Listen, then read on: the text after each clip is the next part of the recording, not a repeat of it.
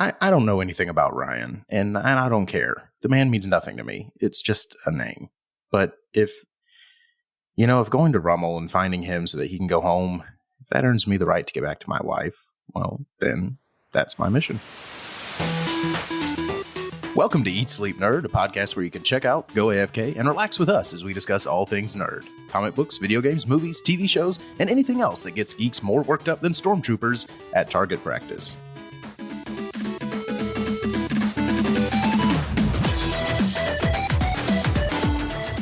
Welcome to episode number 20. I'm Corey Winter, and as always, I am joined by my nerdy brother Josh Winter and our geeky friend Jason Summer. In this episode, we are reviewing She-Hulk Episode 1, Jordan Peele's Nope, and the 1927 silent film Metropolis.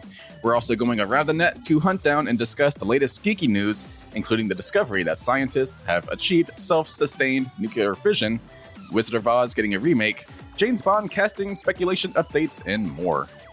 If you are a new listener, why don't you just take a second, go click that subscribe button so you can get the new episodes that come out every week. If you are an existing listener, why don't you go share this with a friend or family? This is good advice. Yeah, I would listen to Corey. Corey knows what he's talking about. Where's the look? Corey is a successful young man who is chock full of good ideas. Just a fountain of wisdom. Award-winning philosophies. When I like something, I subscribe to it. Right. And if you don't, you're a jerk. Yeah, you jerks. You should... No. And the best part is that this is free. So, there's no downside to subscribing. You just... It's like smiling. You know how when you smile, you make everybody's day better? If you pass this along, you make everybody's day better. Honestly. That is true. It's like an hour-long smile. Sometimes 2 hours. But so I had to take a little road trip for a work thingy this week. It's about a 4-hour drive. So I listened to our podcast, and you know what? It was a good time. We sound darn good, don't we? We're a bunch of good time guys. Bunch of fun Franks. Okay. I think we may have oversold it at this point. Bunch of happy Hogans. I see our numbers just going down as we speak. We're rocketing towards single digits. Oh, good Lord. So what are some noteworthy geeky things you guys did this week? Because I did nothing. Right. What'd you do, Josh? Oh, don't put this on me. Oh, absolutely. I had a very frustrating experience with Epic.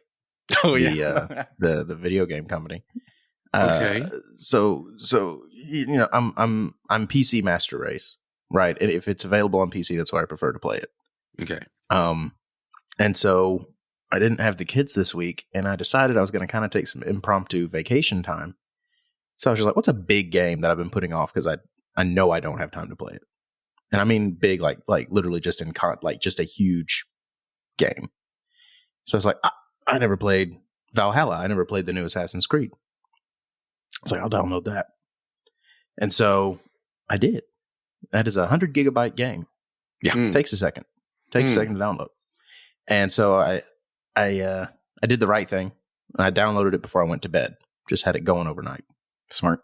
So wake up the next day. Turn it on. Well, there's a day one patch, and I didn't have automatic updates turned on.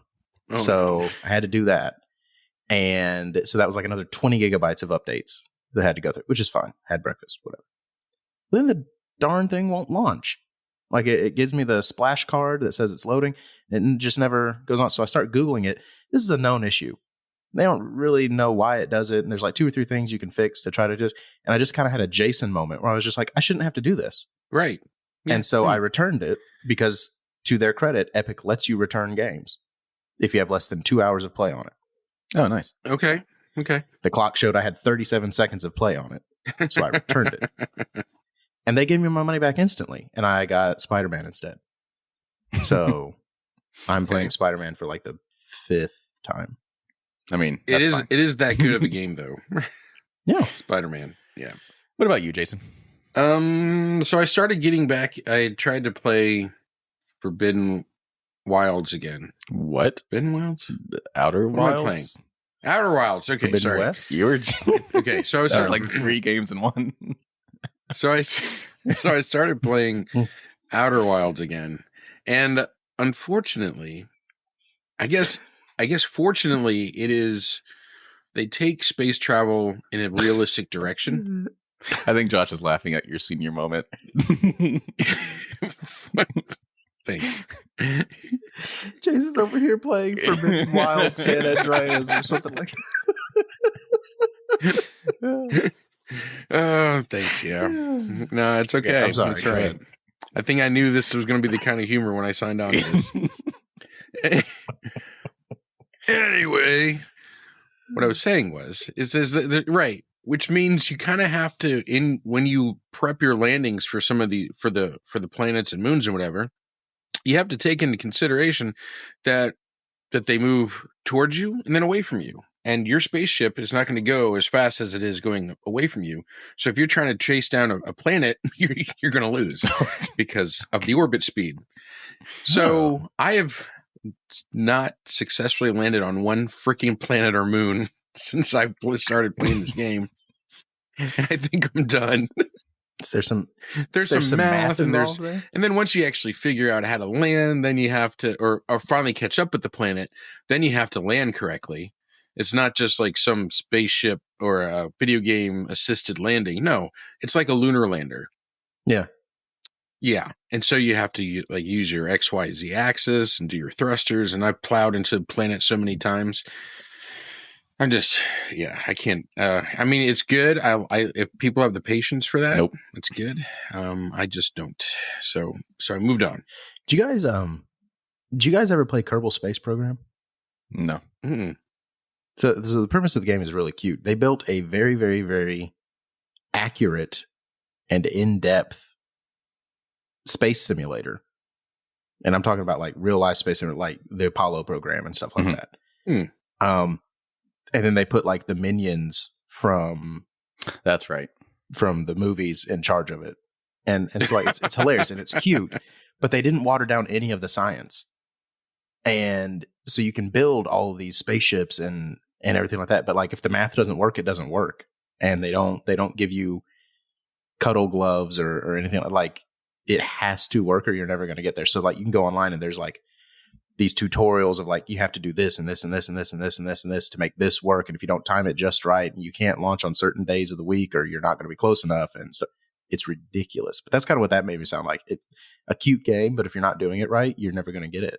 There's definitely that aspect of it. Like you can launch without issue, but landing and actually hitting a planet and then landing is just, it's work. Yeah. It's work. And it's not the kind of work I want to put into a video game. I applaud it. It's just not for me. So anyway, so that's what I did besides it did. I'm kind of done with it. So now you're done with Outer Wilds? I think I am. The Forbidden Wild San Andreas. Yeah. Cyberpunk. So it sounds a lot like my experience with Microsoft Flight Simulator. Like I was so good at taking off and like cruising, but then when it came to like landing, I was Harrison Ford, just belly flopping every single time. So yeah, that's good burn. Good burn. Oh, that's funny. That definitely created a visual for the plane too. So yeah, but so I did that and I watched our shows. Nice. Same for me. Like I was on my work trip all week, so I went and saw a Braves game, but as far as geeky things went, nothing. But hopefully this week, whoop whoop. It is geeky because what happens is people have they watch their baseball, then they do the fantasy baseball leagues, and you know what that is? It's Dungeons and Dragons for sports people. So it is for sports fans. So any of those fantasy football leagues, fantasy sports leagues, whatever, it's Dungeons and Dragons, folks. So it's geeky. So yeah, baseball can be geeky. It's true that. All right, let's get into some programming notes. On next week's episode, we will be discussing episode 2 of She-Hulk. Obviously, we'll be discussing episode 1 on this episode. Saints Row. That was this week? I'm kidding. Dang it, Jason. Releasing this week is the new Saints Row game. I'm going to be trying my best to play and give my impressions of that. We will be finally getting to our Peak Geek Debate Part 3, where we will be discussing our favorite castings of James Bond, Jack Ryan, Sherlock Holmes, and maybe a couple more. We've been playing that off for a good 2 months now. There's going to be another huge news thing probably. next week. That takes up the Remember, the schedule is fluid. Ben Affleck releases all 3 movies in his trilogy that we never got to have. The mega trailer is out. And then also Game of Thrones House of the Dragon is also airing now. We will be discussing that next week on episode number 21. And I say we've had some internal debate about this. I will not be reviewing this show because I am not a Game of Thrones viewer in any capacity. So Jason and Josh will be taking that one. It must be done. I'll also be watching 3,000 Years of Longing in the next weekend. Okay. So, because that comes out and I want to see that. All right, let's get into the nerdy news. Coming up first, we have some science news. I don't know what else to call it. Science? I don't know. Scientists The magic of science. The magic of science. The magic of Like science. the nerdiest science there is. Scientists have achieved self-sustaining. This is going to be an episode, guys. Scientists have achieved self-sustaining. I can't say it. Josh, take over. Self-sustaining. Okay, so- I'll say so, that for you. So here's what happened. The bless their heart. Bless Corey's heart. So so the holy grail of energy is self-sustaining energy, a reaction which will put off more energy than it consumes. And we have dubbed that fusion. And for those who don't know, that is what our sun does. It's sun, like the sun, the star. S-U-N. The big one. Yep. Yeah, Right. not S-O-N. Soul. Yeah. The big glowy thing in the sky. Yep. So researchers at the Lawrence Livermore National Laboratory's National Ignition Facility. That sounds awesome. That's over in, yeah, no, it's a lot to put in there. Anyway, it's the National Ignition Facility. It's in California. They've been working on this for over a decade now. And all they're trying to do is get the reaction to start. Like it is that big of a deal that they built an entire facility whose only job was just to get the reaction to start. Then they'll figure out what to do with it and how to propagate it and everything like that. So the experiment was actually done last year in 2021, but it has taken this long for all the big brains to agree that that was truly ignition. Okay. And what they did was they placed a capsule of tritium and deuterium in the center of a gold-lined, depleted uranium chamber and fired 192 high-energy lasers that bathed it in intense X-rays. If this sounds like what created the Hulk, you are not far off. Okay. But what's really cool is, under these conditions, hydrogen atoms underwent fusion and released 1.3 megajoules of energy. Now, that sounds like a big number, but I'm going to tell you exactly how much that is. In 1 millionth of a second, that's millionth with an M, 1 millionth of a second, it released 10 quadrillion watts of power. And that is why it is exciting. Now, the only problem they're having is they have been unable to replicate that exact circumstance since. But why? did. It sounds so easy. But anyway, so no, they achieved it, they did it, but they can't do it again. So we're working on it. They're working on it. I'm not doing anything. This sounds dangerous. Yeah, I was actually thinking about that when I read it because it's like everyone's always worried about the Large Hadron Collider is like going to accidentally create a black hole and swallow us up and stuff like that. This seems way more likely to to like just blow up in an uncontrolled reaction. But I think they realize that, of course, like the biggest thing is, how do we recreate this? And then, of course, how do we contain it? Yeah. Because, in every scientific movie that deals with this kind of stuff, it always goes well. So they should just keep moving forward. Yeah. There's definitely no cautionary tales. Exactly. About, we have things you can't understand. Mm-hmm. Exactly. No, I mean, to me, this is really exciting. I think this is the first step towards living in Star Trek land, where we are a post-resource society. Because that's all it takes is unlimited energy. If you can do that, you can do anything. Literally. All right. So for what it's worth, it takes, let's see, our light bulbs are 100 watts of energy. Mm-hmm. So what I'm trying to figure out how much how many watts the world uses. All right, currently the world's population consumes 15 terawatts of power, and that is from How Stuff Works. How do we know that? But I'm fairly certain that this could easily power the world's energy usage as well. Like, Yeah, like that's the whole idea. Is right. They did one reaction that ran for one.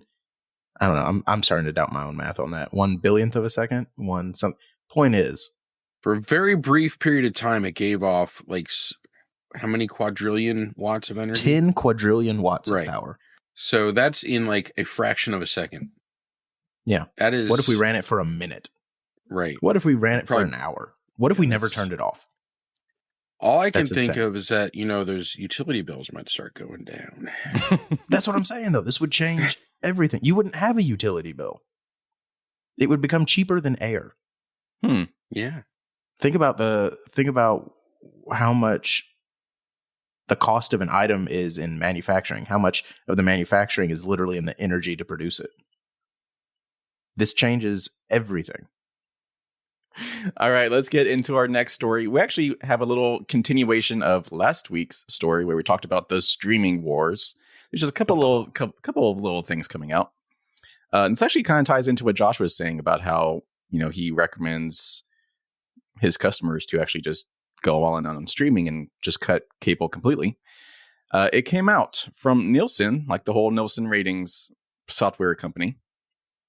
They have come out and said that for the first time, U.S. streaming has reportedly overtaken cable TV viewing. Online streaming made up a massive 34.8% of TV viewing last month, which is a fraction more than cable TV, which made up 34.4%. What's everything else? Oh. Yeah, I'm like, that's only like 70%. What? Where's the other third? Right. So that's a good question. I have questions. It doesn't actually say. So how do they know? No, I'm calling first off, Nielsen's has always been shenanigans. Like, it's a private company that completely doesn't. The numbers can be whatever they say they are. Whatever gets them the most money. I mean, but even they would see like a 30% missing gap of data. Like, what's the other 30%? I'm just trying to, I'm just trying to logically figure, is it antenna, like over the air? Is it? Oh, yeah. There we go. That's the only There's other. still that. There is still that. How else can you? It's got to be that. Yeah. Which you're right. then begs the question: why are a third of people watching things on antenna? It's TV viewing habits, so it could also be DVDs and stuff like that. I still have questions. Can we get someone from Nielsen's on the phone? Right. Is Mr. and Miss Nielsen available? So they did break down the numbers a little bit. So for Netflix, it took out of the streaming percentage, Netflix took the lead with 8% of viewership, YouTube with 7.3%, Hulu with 3.6%, followed by Amazon and fourth with 3%. Wow, surprisingly, all the way at the bottom of the streaming percentage was Disney Plus with only 1.8%. Wow, that's actually surprising. Well, that just doesn't make sense with what we reported last week, does it? I don't know. I mean, it kind of does because Means they have the most subscribers. They didn't say how much time they spent watching it. Yeah. For example, I pay a monthly gym membership fee and I never go to the gym. So, I mean, it makes sense for Netflix to be in first because everyone has Netflix. YouTube obviously makes sense because it's free. Hulu, it's been around a long time, so it makes sense that people are still using that pretty significantly. And then in fourth place with Amazon, I mean, everyone with an Amazon Prime membership has access to it, so that makes sense as well. So I guess, I don't know, it checks out. Yeah. So what do you think this is going to mean as, cable moves forward? I mean, I guess this is not anything that's surprising. In fact, I'm kind of surprised it didn't happen earlier. Yeah, I was actually surprised that was not already a thing. But as someone who talks to a lot of people who are over the age of 45, I can tell you they are all still on cable. Every single one of them. That's true. So it's definitely a generational thing. It is 100%. Like, I would say millennials are kind of where that break is. Right. And even then, if you're an older millennial, there's a high likelihood that you have cable, even if that's not what you're watching. Because it's like a staple of how they grew up. Yeah, that's how you grew up. Right. Like, why wouldn't I have a cable bill? Right. Exactly. Yeah. So is it? I guess it makes what's sense. after the millennials? Gen Zers. Gen Zers are the first generation that's fully digital. They're the ones who never have cable when I do jobs for them. Jason, that seems to be making you feel a sort of way. Well, you know, He's starting to wonder about his life. Should I have cable? He's like, should I have it?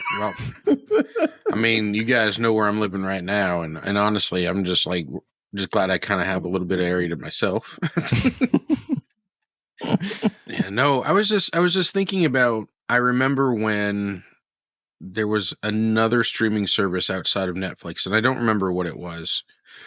And I kind of realized even back then that cable was going to be on its way out, because now we could start, now that there was more than one streaming service, it was going to start allowing us to pick and choose what we could watch. Yeah. And that we could just watch whatever we wanted to watch when we wanted to watch it. And I knew that cable was going to be on the way out. And it's really looking like that's going to happen here in the next 5 or 10 years. It'll be gone. But it's going to be replaced by streaming for every freaking production company and for every right. I mean, they'll still have broadcasting, because I think that's going to be a necessity for people that don't want to pay for anything, just get information out. So you still have like digital broadcasting and stuff like that. And I think streaming is still up and coming in many rural areas, because like Wi-Fi and internet access is still pretty hard to come by in some places. So cable and satellite TV are still pretty substantial in some parts of the country. So right. Or if it's available, it's not cheap. Yeah. Let's move into our only second story at this point. I guess third at this point. The producers of James Bond have come out and said that they are looking for their next James Bond to be younger, someone in their 30s, which actually will rule out a lot of our favorites, such as Idris Elba. Likely Henry Cavill's out. So that sucks. I'm like, who's in their 30s that would be a good James Bond? I can't think of anyone. Well, I think this means they're going to probably be leaning more towards an unknown-ish person. This will probably be their first big role. You know what I mean? Yeah. Also, I'd like to point out, this is the most non-newsy news article ever. Like, we're looking for someone in their 30s. Well, no crap. You always get someone in their 30s. You don't want a 20-year-old, and 40's too old. Okay, well, we knew that. Well, maybe the point of this announcement is to just kind of let everybody know that, hey, all the people that you're wanting to be James Bond, they're too old. Please shut up. Yeah. Like, it's not going to be that, I think is what they're saying. I think they're trying to tamper expectations. Like, when we do announce someone, it's not going to be the people that you've been wanting. So right. don't Well, get that's always how it goes, though. Yeah. That's always how it goes. Pierce Brosnan was probably the only person that people were immediately on board with when he was cast as James Bond. Yeah, I remember that. Like, everybody else, there's always an uproar. Daniel Craig was too blonde. Daniel Craig was like a little, I mean, they said a lot of mean things about him. We'll call it a pansy loved his boy. James Bond. They called him a pansy boy. Well, yeah, but you got to remember when the news broke, he was scrawny and he had long hair, and like, it was not, people were not on board. And so we're all eating crow. I was one of them. Oh, I was one of them. I didn't know enough about him to know to say anything one way or the other. Oh, well, dude, it was all physicality based. He was too scrawny. He was too blonde. He doesn't look like he can fight. He doesn't. Go back on YouTube and find like the press conference where he was announced, and he had like long, like shoulder length blonde hair that did not it did not fit the character at all. So like, that was not a good way to announce him. But women were saying he was ugly. Like, it was bad. It was really bad.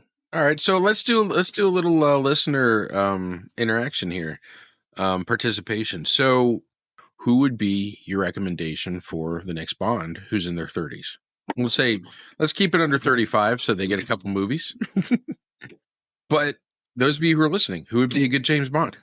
Because I can't think of anybody right off the bat. I literally can't think of anyone. Yeah. So a rule to keep in mind, they're very protective over this. It does have to be they say British, but there's been some exceptions. So a United Kingdom actor.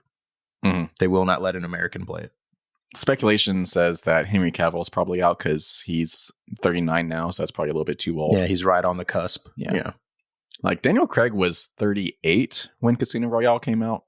So that sounds like it would be even too old for them to start with that again. So interesting. Probably someone in their early 30s. And from a realistic perspective, that makes sense because you're going to have your seasoned, tempered agents. They're going to be in their mid to late 30s. And most of your best agents, and like I think in real life, are like in your 30s to mid 40s, just because they have the experience and they have the training that's all that's needed. So this makes sense too. I remember way back when I was working at NASA doing the security, when we'd work with or we'd interact with like the SWAT teams and stuff, they were all like older. The first time I saw like a full SWAT team, they were all older than I thought they'd be. They were all in their late 20s and their 30s, but none of them were young men like it just on the force. They weren't in their early 20s or anything. They're older and experienced. It made sense. Yeah. So after that, I was like, so when I see these characters played by people Pierce Brosnan's age or Daniel Craig's age, it actually makes sense in a realistic sense as well. All right, let's get into our next story, and this one seems to be upsetting literally everyone for good reason. Like there are some movies that you shouldn't touch. So we have talked in this podcast about remakes and should you, could you, why'd you do that? Would you? They are remaking Wizard of Oz. I think you guys would agree. Like that's one of the untouchables. Like why would you ever remake Wizard of Oz? But they are. So Kenya Barris, who is the creator of Blackish, is set to write and direct the reimagining of Wizard of Oz. Well, it's worth noting that it's been reimagined and remade before. The Wiz. Ease on down the road. That was kind of its own thing, though. It's not like well, see, that's what I was going to say. If the goal is to just remake Wizard of Oz like we remade The Lion King, then yeah, there's no point. It would have to be substantially different to be worth doing. Yeah, there were a couple recent movies that kind of did a reimagining. One that I really liked was called Tin Man. Good. I like Tin Man with Zoe. Is that the one where he turns into an axe murderer? No. That's where the Tin Man. That's where the someone write that down. Made that up. I think Tin Man Tin Man is actually a reference to a sheriff's badge being tin, and the Tin Man was actually a cop in Oz. That's actually an interesting idea. Yeah, it was on the Sci-Fi Channel as a miniseries. It was really good. I enjoyed it. I mean, I like my axe murdering version a little bit better. And I think I'm going to try to get that greenlit. So afterwards, make sure you and I talk. There's a number I want to give you. It's a therapist. No, dude, a horror Wizard of Oz. Horror. Why not? I mean, that's a reimagining. That is definitely that would work better than you think it would. Yeah, and if you've read the Wizard of Oz, that's stories, what I'm saying. They are dark. They are. Yeah, it's there. You could do this easily. Return to Oz. I don't know if you've ever seen Return to Oz with Veruca. Oh, what is her name? She plays Billy Madison, not Billy, the Waterboy's girlfriend. Oh, okay. In Waterboy. Oh, yeah, her. Yeah. She plays Little Dorothy. It is a terrifying movie. Like, I have nightmares from that movie. The Return to Oz. Just scary. Interesting. Scary. Just scary. The Wheelers. Oh, my gosh. Made me uncomfortable. Anyway. So, and in your mind, Jason, is there... First of all, is there a reason to remake Wizard of Oz? And if there is not, is Wizard of Oz one of those untouchables in your mind? It's hard to say, because I do think that the Wizard of Oz that we all grew up with the songs and the transition from black and white to color, there is definitely something very magical and just innocent about that movie. And it's one of those movies that I think most people, regardless of age, can relate to. I think. I hate the movie. Okay, but at least you know about it. I do. I have seen it. Yes. Corey says that movie's fantasy adjacent, and I hate it. Yes, yeah. God, man, you and your fantasy movies. Anyway, but at the same time, I'd like to see what could be done with modern technology to kind of do that same thing again. Mhm. I don't know if part of me wants to see like an exact remake, just with different actors and actresses, but keep the songs and keep the dancing and just see how it would look. And then there's part of me that kind of wants to just leave it alone. And I don't know. Yeah, I don't know. It's a tough discussion. Definitely. Just don't ever remake my Star Wars. No, they're doing just fine ruining that with new ones. Oh my God.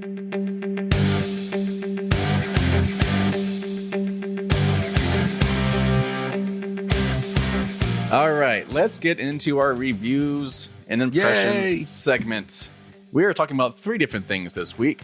We're talking about She-Hulk Episode 1, Jordan Peele's Nope, and a 1927 silent film, Metropolis. So, She-Hulk. How do I...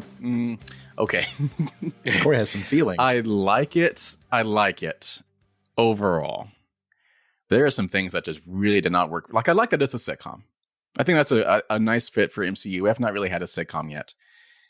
And I like Bruce Banner showing up. And I like Tatiana Maslany, I think is her name, as She-Hulk. I think she's great. But there are just some things I don't like.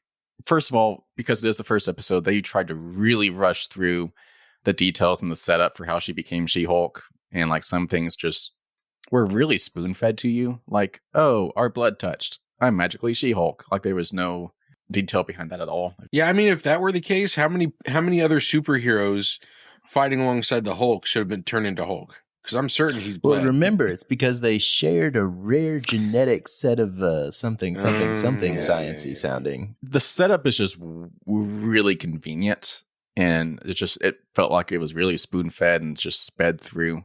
To be fair, is in the keeping with the idea of a sitcom. Sitcoms never spend a lot of time setting up. And that was going to be my next thing. Like it does feel like they were rushing through the explanation of it so they can just get to the actual show.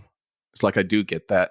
But like even just the scene where they're first in the car, Bruce and Jennifer, like the very first thing, like they actually cut into the mid conversation of it where Bruce is explaining that he just has this device he came up with so he can be Bruce again.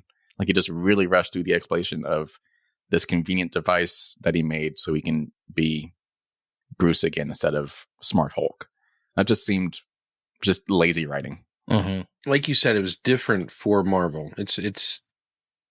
They definitely wanted to try a different genre for this, at least for this episode. I don't know how it's going to change for the rest of it, but can't imagine that they would do something different. But I kind of likened it to a comic. I guess if you were to bring a comic straight to life into a series or to an episode, I was thinking maybe it was just they were trying to have the light aspect of where it just really wasn't too deep, and it was more about what was going on, and they weren't worrying about real explanations for anything, and you just had to accept it. And that had a comic book feel to me, and I kind of accepted it. I think once I did that, I enjoyed the episode much more because I stopped worrying about the hows and the whys. And I think we've been trained to look for something to explain everything. And I'm just like, okay, what if I just go along for the ride? And I kind of enjoyed it. So that's the thing. Like the MCU has always been pretty good at taking time to explain why certain things are possible. You're right. And so to have this show just rush through why everything is possible, it just felt really weird. And like I understood what they're doing. Like yet again, it is a sitcom, and like they wanted to get to the meat of what the sitcom is actually going to be about, rather than having to explain why it's a thing. But I don't know. It was distracting, I guess, in a way.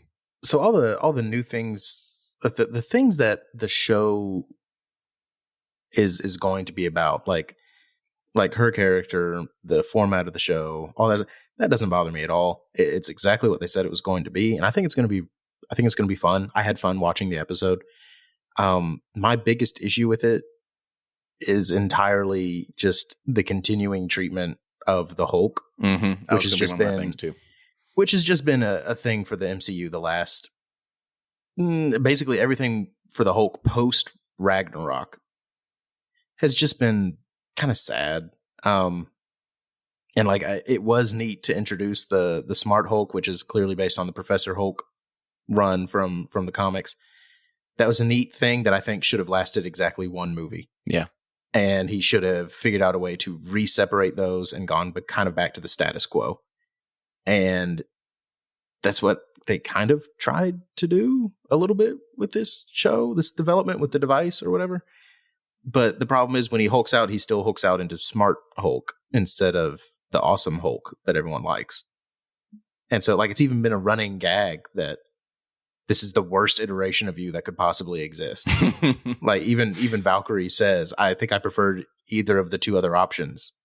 Like either non-Hulk banner or Hulk with no banner. Like, so I don't know. That was the part that I kept coming back to while I was watching the episode is just, this is what the Hulk has become.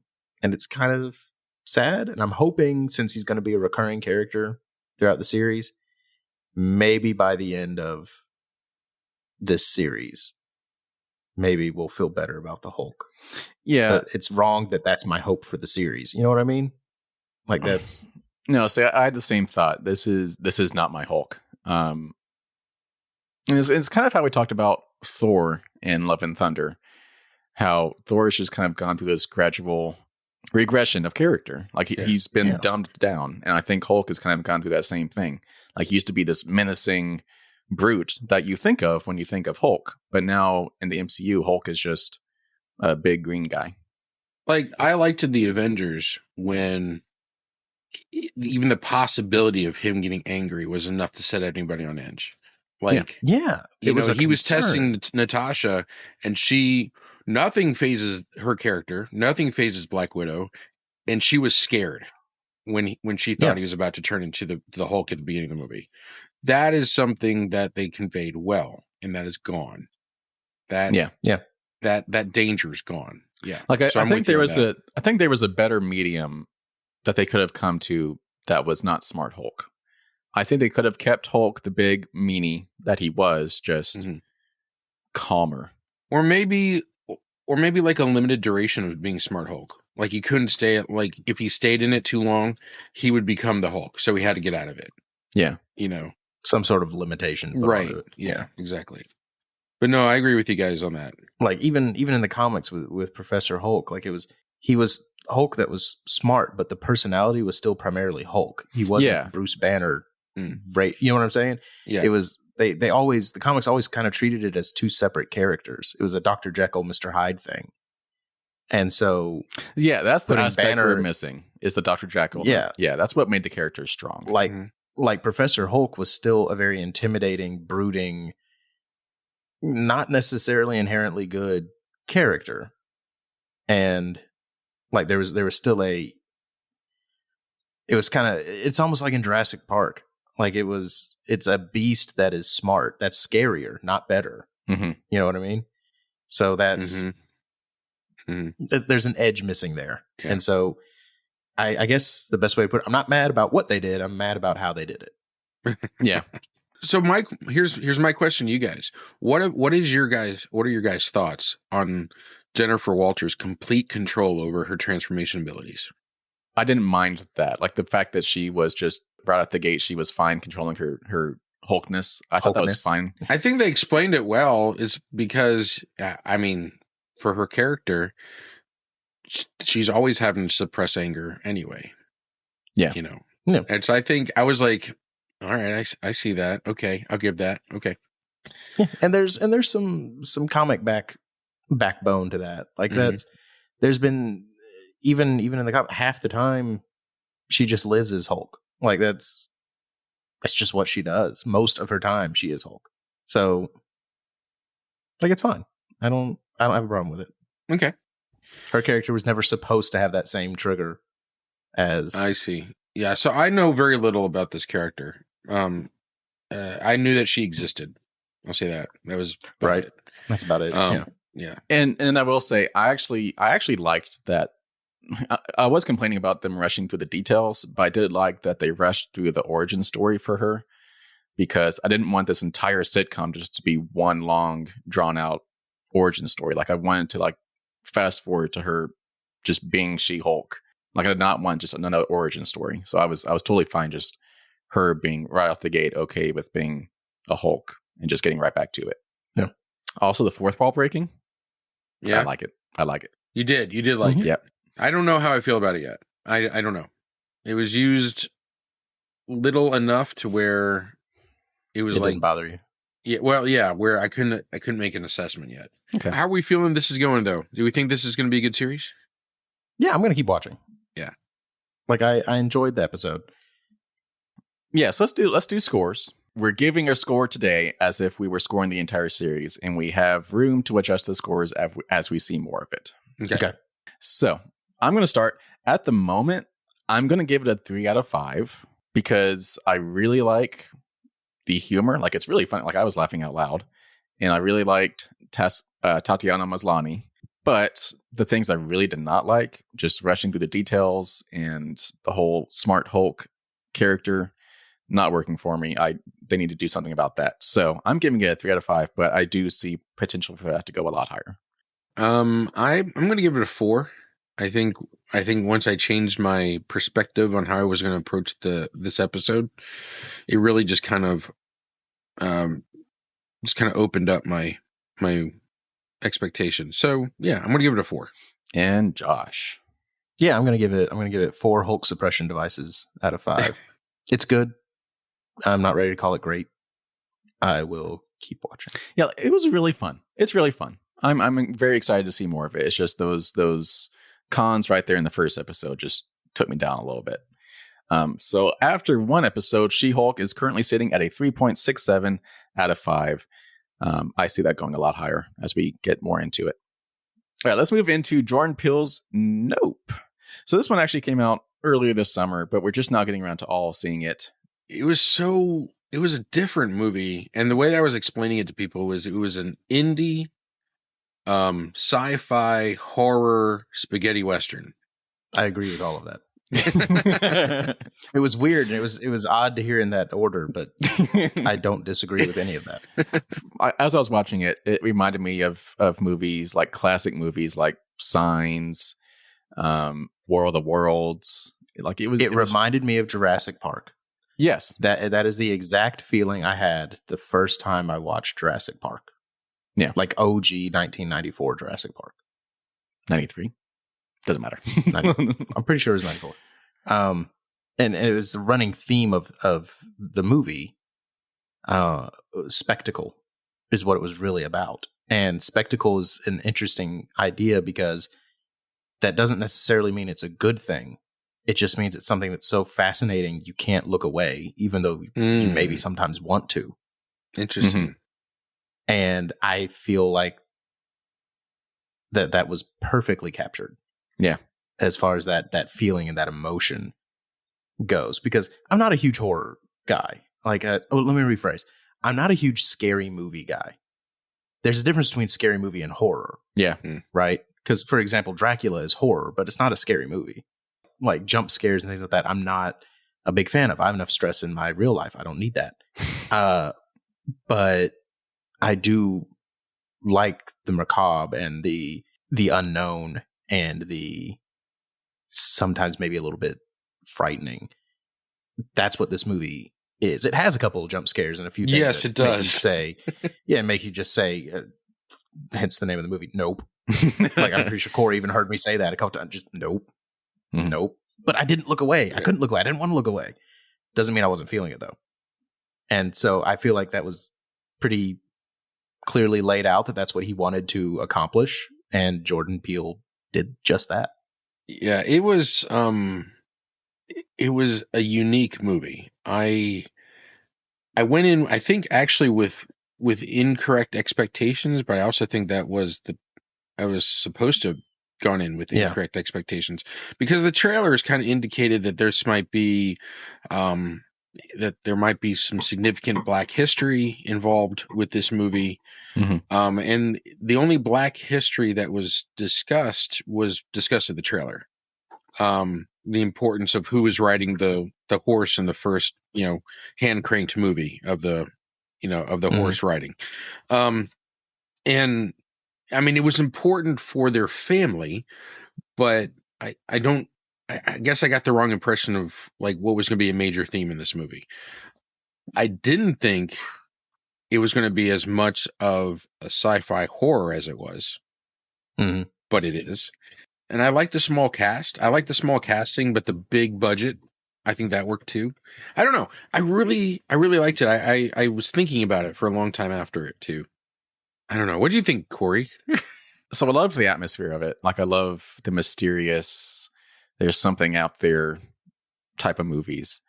Like Signs is probably one of my favorite movies of all time because it kept the suspense up through the entire movie where you didn't see the alien until the very end of the movie. So that was definitely reminiscent of that. Like you did not really see what they were looking for until like the third act of the movie. Having said that, I did not like the twist. It wasn't really a twist. Like it was definitely leading to this. I didn't like the revelation that the alien in the sky was actually just an animal. Yeah, an alien instead of a ship. Yeah, like I was wanting it to be a UFO and like something would eventually come out of the UFO. So I was a little disappointed by that. Like I wanted it just to be a straight up alien invasion type of movie. Not to say I didn't like the way it turned out. Like it was definitely an interesting take on the genre. Now, not from the movie, but a situation surrounding the movie. I went to go see this 2 weeks ago now? 2 weeks ago. So it had been out for a while. It's been out definitely earlier this summer. I would say my theater was a quarter full watching this movie 2 weeks ago. Ours was still pretty full too. Yeah, which says that there's definitely something about this movie that is keeping it interesting and keeping it relevant and in theaters this summer. So I thought that was interesting. And Jordan Peele does different things, and I think people recognize that by now. Like if they don't want to just see the same thing that they've always seen, then go see a Jordan Peele movie. And he does have a talent for writing a story and directing. It's clearly there, which is funny considering his entertainment background. But he definitely knows what he's doing. I thought the two main actors, OJ, Daniel Kaluuya, I'm so sorry, and Kiki Palmer played brother and sister. Mm-hmm. They did that well, and I was happy. I like Keith David. I was happy to see him. I did not expect to see him in that as the father. I know. I was mostly upset that he wasn't in the movie more. I love Keith David. Yeah, so that was kind of fun. I did enjoy that. And the guy that played the director, he reminded me of a mix between Quentin Tarantino and Scorsese in some way. Antlers Holst, the director that they got to help them out. Yeah. I don't know if he's like some sort of weird mix of different directors that I don't know, but I thought he was an interesting character too. He had an epically deep voice. He did, with really raspy. Yeah, that's a voice to die for. Yeah. So, and he was committed to his to his art, as to you'll his find craft. out later in the movie. He was in it to win it. Yeah. But anyway, good movie. If you haven't seen it yet, go see it. Yeah, it was a good time. I thoroughly enjoyed it. What did you think of the side story of the monkey? The monkey and that dang shoe. Like that never got explained. I want to know what was going on with that shoe. But no, the monkey scenes were honestly my favorite part of the movie. And I honestly didn't understand the context of it until Josh explained it to me. But I mean, it's like I said, it's about spectacle. Yeah. It was because they what is his Donnie Wynn, the Asian fellow, his entire thing was that should have been a traumatic event that made him never want to do show business again. But instead he saw it as an opportunity to capitalize and sell out, and that led to his entire career and why he was eventually trying to feed the aliens in the first place, was because he understood the idea of spectacle. Mm-hmm. Yeah. And it ended up killing him. But spoiler alert. Yeah. I mean, that's what I like about it. And this is, I think what we're all really trying to say is this movie is great. And it's because it's a real movie that actually makes you think about something and is not just the same thing churned out over and over and over again. And I say this as someone who will go see every MCU production. Like I don't like I can embrace this stuff, and this is why like I don't like that it's become a discussion. Do superhero movies count as cinema? Of course they do. Shut up. It just shouldn't be, and we've said this before, it just shouldn't be the only cinema. No. That's my worry, is that everything wants to be the MCU. Don't do that, because then we lose movies like Nope and Everything Everywhere All at Once. And yeah, go see these movies. If you have any inclination to see these types of movies, go see them in the theaters, because that's how we're going to keep getting them. Yeah, experience something different, and then go see Thor 87. Right, like, which is fine. Cookie Cutter's great. Yeah. So Nope. 5 unidentified aerial phenomena out of 5. Right. I will also be giving it a 5 out of 5. I'll give it a 5. Nice. That's so rare. It happened. I don't think he's ever actually. I'm looking at your thing. You have never given a 5 before. Even on Everything Everywhere All at Once, you gave a 4.5. You have never given a 5. Yeah, this was a good one. I'm just thinking so modest. It was I mean, the spaghetti western aspect is the music when he's on his horse and he's getting ready to do the final climactic ride against the alien, and it's got that the music that's evocative of the good, the bad, and the ugly. I'm like, yeah, this is good. I'll take it. Well, ladies and gentlemen, we have our first 5 out of 5 on Eat Sleep Nerd. Who knew it would be a not comic book related movie? It was Jordan Peele's Nope. Congrats. You did well it. Earned. You did it. Well earned. Yay. Yay. 5s. All right. Moving into our last reviews and impressions topic. The 1927 silent film Metropolis. And so if you have not heard of this one before, I wouldn't blame you. So Metropolis. It is a Jason said he wanted to watch this. Jason did, and it is a nearly 100-year-old movie. When it first came out, not super well regarded, but since then, it is now regarded as one of the greatest and most influential films ever made. In 2001, it was inducted into the UNESCO's Memory of the World Register, the first film to be distinguished as such. So it has literally gone down in history as one of the greatest films of all time. A pioneering film in the sci-fi genre. Equally beloved by Guillermo del Toro and Adolf Hitler. Wow. Okay. True story. And that's a pedigree we should all aspire to. True story. This movie is so old that Adolf Hitler liked it. So, and it's worth noting, it was like a 20-year-old movie when he watched it. Like, but so now, it's also noting that the director did not like the fact that Adolf Hitler liked it. So there's that. Yeah.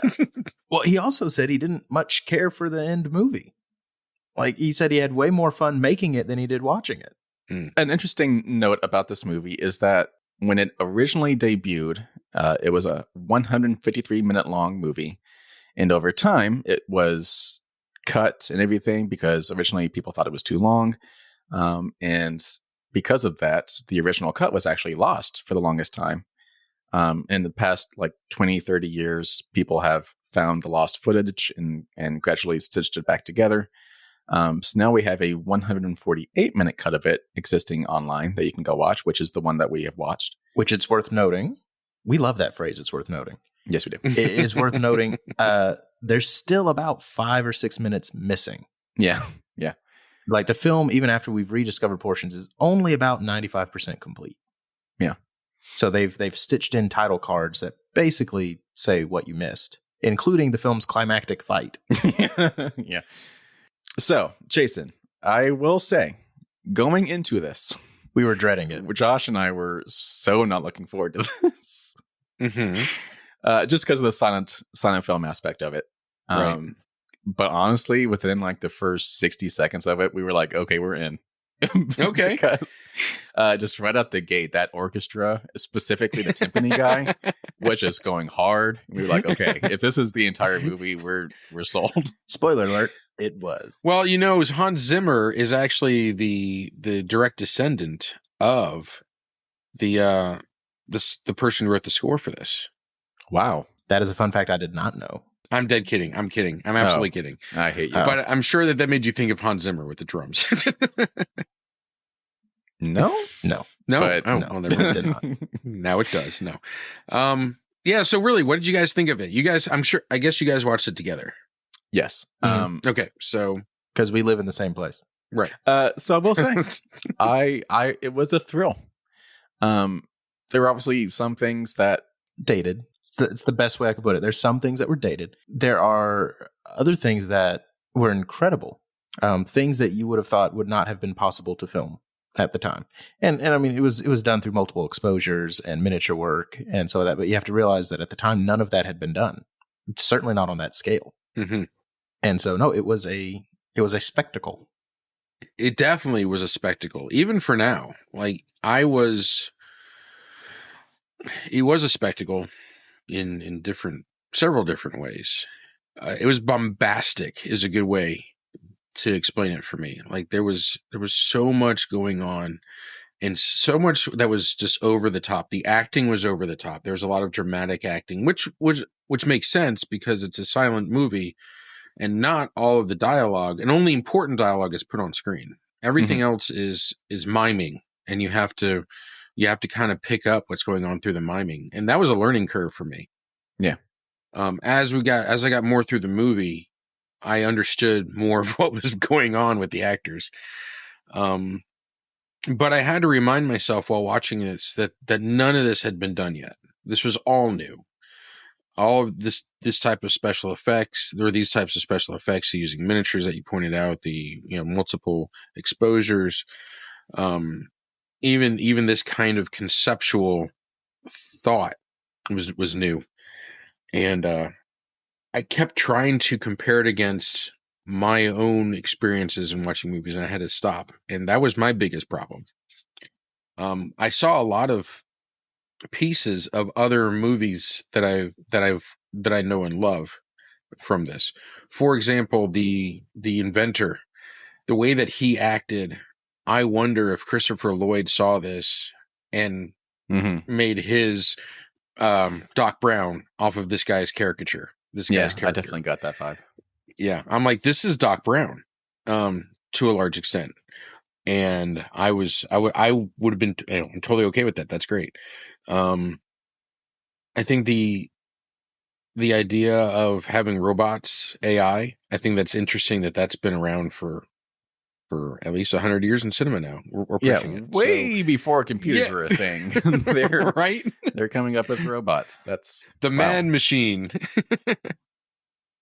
Interestingly enough, the term robot is Slavic, and it means worker, robo, or slave. And robot is a derivative of a Slavic, either Russian or Ukrainian word. Interestingly enough, I don't know if I'd watch it again though. Yeah, no, that's a hard pass for me. You can't do anything else while watching this movie, which really says a lot about us. Well, no, I will say, I mean, so that's one of it held my attention. Yeah, that's usually one of our measurements. Like, are we looking at our phone while watching something, or are we actually engrossed in what's happening on the TV? And I will say, I did not pick up, aside from like taking my notes so I can remember what to talk about, I did not pick up my phone a single time. And I think the only reason Josh was picking up his phone was so he could research things behind the movie. The trivia of the movie. Yeah. So yeah, we were enthralled. Yeah. Good. Yeah. There were some really interesting things. Like there were actually hand drawn scenes, like things that were going to be like hard for them to actually film the cameras. Like they actually did animated, like hand drawn things. So I thought that was an awesome thing. Oh, the Zoom call at the end of the movie. When he checks in on the worker down at the apartment, that's technically the way the trivia lists it as. It is the first representation of closed circuit television. Wow. Today we would call it a Zoom call. Like that's what he did. Is he did a Zoom call down to the engine room. Yeah, all the way back in 1927, they're doing closed circuit video calls. That was pretty cool. Which was not a thing that didn't exist. Well, TV had even been barely, touched, if at all, at that time. So that was really forward thinking on that. So some of the cons for me, and I have to give some. Yeah. So you were mentioning the miming, and obviously like there's no spoken word, so everything has to be done visually. And I get that. And like it's even just going like to the stage aspect, like a Broadway show, like everything has to be bigger so the audience in the back can see what's actually happening. It's like I was keeping that in mind. But even then, just a lot of the miming, just really unmatched hand movements and stuff that just did not really make any sense to me. So just some of the over the top acting was a little weird. I thought it would have been weird even at the time. And some of the scenes, especially towards the beginning, were extended way longer than they needed to be. Like just like the marching in of the workers at the beginning of the movie. Mhm. It's like, why was that like 5 minutes long? It did not need to be that long. So I understand why there was an original cut that was shorter. There's a lot to unpack in this movie too. It's not just a sci-fi movie. It is definitely a social commentary, societal commentary about, the relationship between workers and leaders. And you could definitely see where this came into play maybe later in even some government structure, or at least a discussion of it. Yeah, the commies loved it. Yeah. They thought it was great. There's a lot to unpack with this movie, and I don't know. It could be a geek dive. I don't know if this is one that we do, but I could just see this being one of those movies that just need to be discussed, just for where, in relation honestly, to history. I think it would be kind of cool to see how, like, to do some research on how this movie has influenced other movies and stuff. That would be interesting to me, I think. Okay. All right. Well, maybe we could, let's talk about doing that then. And I do want to ask, what was Gene Wilder doing there playing Maria? No. A striking resemblance. That's all right. The whole Once you time see I thought you can't unsee it. I thought that the guy playing the main character reminded me of Dracula's little lackey from Dracula Dead and Loving It. With Leslie Nielsen, that guy. Yep. Yeah, he reminded me of that. First off, the best Dracula movie. 100%. So people, we have done it. We have watched a silent film. It was my first silent film. I've seen scenes here and there when I was Gonna be my last silent film. But yes, that was the first time I've watched a 2.5 hour long silent film. Surprisingly fun. Now, admittedly, I was sitting there watching the whole time going, oh my God, they're going to hate this. Oh my God, they're going to hate this. So I was very leery to discuss this today. So I'm glad that you guys liked it. I actually liked it less than I thought I was going to, but I still enjoyed it. Well, then let's talk about that. Let's score it. It doesn't really make sense to score it, but we're going to score it. So. Yeah, we're going to score it. Yeah. Oh, why wouldn't we score it? Because it's 100 I was years always old. under the assumption we were going to score it. Because it's 100 years old. Why does it matter? But all right. I'm going to give it a 4 out of 5 because it was surprisingly entertaining. But there were just some things I was just like, oh my God, hurry up, get through it. Or why are you moving your arms like that? It doesn't make any sense. Why would you ever act? But anyway, so I'm going to give it a 4 out of 5. I'm curious what I would give it if I was living in the 1920s and I was watching it as a brand new movie. I'm very curious. Oh, you'd probably call it the greatest thing ever. Maybe, but who knows? Josh. I'm going to give it. I never think about it before I decide. I want to give it a gut react. I'm gonna give it 4 socialist automatons out of 5. All right, because it was good. Like, it was good. I'm not gonna pretend it wasn't good. It was great. I definitely see why over history about an hour of that thing was cut out. Yeah, like, I get it. So I'm gonna give it a 4 as well, and it's just to point out, I do have it pulled up here on IMDb, and it's got an 8.3 out of 10. Yeah. So we're right on it. Yeah. But thank you both for jumping on. They didn't want to. I wanted to just because I knew it was old and like nearly 100 years old and important to sci-fi. We did this purely because it was about time we did something Jason wanted to do. They're like, we'll do this and we'll shut him up for the next 20 episodes. We're gonna bank a favor here. Uh-oh.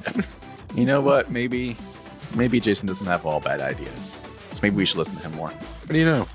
Listen to your elders, folks. Okay. And after that, we're going to leave for today.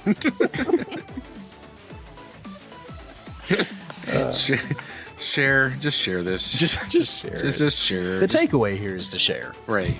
The whole message of that movie was to share. Right. And, so share this podcast. And listen to your elders. Share. Is I guess what it works. Don't be a sheeple. Which I guess actually the message of that movie was definitely to be a sheeple. But as a reminder, on next week's we didn't even celebrate that this was episode 20. Like, we did it. Episode 20. Woo! To celebrate episode 20, this will be completely uncut. Corey's just going to put it on the air. Don't do that to our listeners. Don't do that to us. No. I'm dreading having to cut this one. All the more reason to do it. Okay. All right. On next week's episode number 21, we will be continuing our review of She-Hulk with episode number 2. I will be doing my best to talk about the new Saints Row video game. We will be doing a Peak Geek Debate Part 3 on James Bond, Jack Ryan, Sherlock Holmes, and maybe some more. And I believe Jason and Josh will be talking about Game of Thrones House of the Dragon. I'm opting out. What about, are we getting back on the Sandman? In the Sandman. If we have time. Fine. I'll be watching that too, if we have time to discuss it. Just want to point that out. As a reminder, our programming schedule is fluid. It's gaseous, really. It's just all over the place. It fills whatever container that it's put in. Right. It's like a cat. Roads, where we're going, we don't need roads. Take it easy, people.